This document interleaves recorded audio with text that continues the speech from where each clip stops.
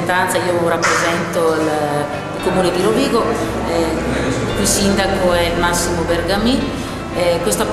Sono lieta di questa partecipazione perché l'iniziativa ha dato la possibilità di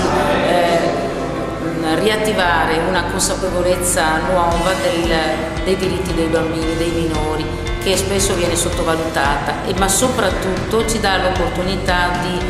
attivare iniziative in rete, mettendo insieme tutte le realtà associative, cooperative, della scuola,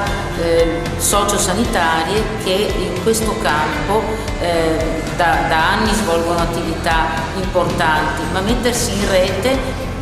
e dare una consapevolezza nuova a tutta la cittadinanza e a tutte le realtà del territorio di varia natura, anche abitative,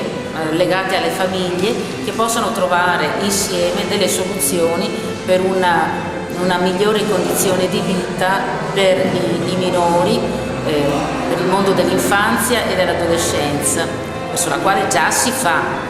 ma forse bisogna potenziarla con una consapevolezza nuova.